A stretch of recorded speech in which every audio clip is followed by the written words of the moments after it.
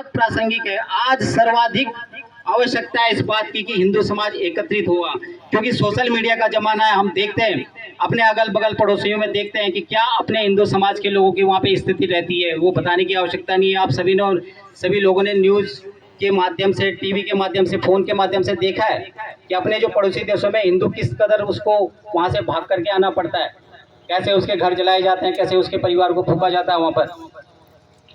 तो इन विकट परिस्थितियों में और अपने देश के अंदर ये ऐसे कई स्थान है जहाँ पे हिंदुओं को पलायन करना पड़ता है।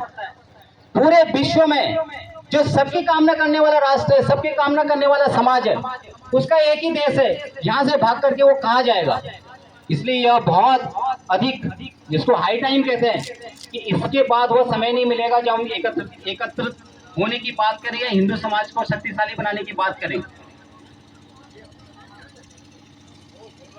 अपने यहाँ प्रसंग आता है कि देवताओं ने किसी पशु की बलि देनी थी,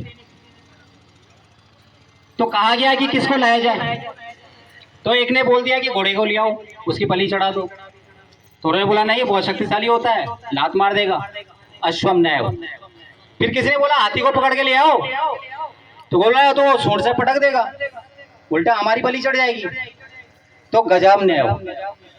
तो फिर किसने बोला कि व्याघ्र यानी बाघ, उसको पकड़ लो, तो व्याघ्रम न्याय न्याय उच्च, वो तो बिल्कुल नहीं हो सकता, जान से मार वही मार देगा। तो फिर किसको, तो अजापुत्रम बलि दद्यात्, किसकी बलि दी जाएगी, बकरी के बेटे की, क्योंकि उस क्या है वो कुछ नहीं कर पाएगा, उसको मार देंगे।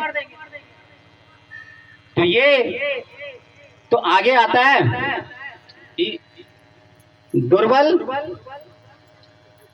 देवो, यानी जो देवता है वो भी किसके सहायक नहीं है, जो कमजोर है, जो कमजोर है उसका देवता भी उसकी क्या करते हैं, उसकी सहायता नहीं कर सकते, वो भी उसके खिलाफ हो जाते हैं। देवो दुर्बल घातक, यानी जो कमजोर है उसके लिए क्या हो जाते हैं, देवता भी उसके लिए क्या हो जाते हैं, दुश्मन हो जाते हैं। तो अपने को यदि दुर्बल अपना समाज रहेगा तो देखा ही हमने पुराना जो इतिहास है, हिंदू घटा देश बटा। पहले बहुत सारे, आज जो हिंदू कुश पर्वत है कहाँ आता है, अफगानिस्तान में आता है। तो अफगानिस्तान तक हिंदू समाज था, अपना सनातन समाज फैला हुआ था। जैसे जैसे हिंदुओं की संख्या घटती गई, और हिंदुओं की संख्या किस लिए घटी, क्योंकि वो एक ही नहीं है, अनेक अनेक उसमें वो बटा हुआ है, कभी जाति के नाम पे, कभी प्रांत के नाम पे, कभी क्षेत्र के नाम पे, कभी भाषा के नाम पे, और भी कई कई छोटे छोटे मुद्दों के नाम पे अपना जो हिंदू समाज बढ़ता रहता है।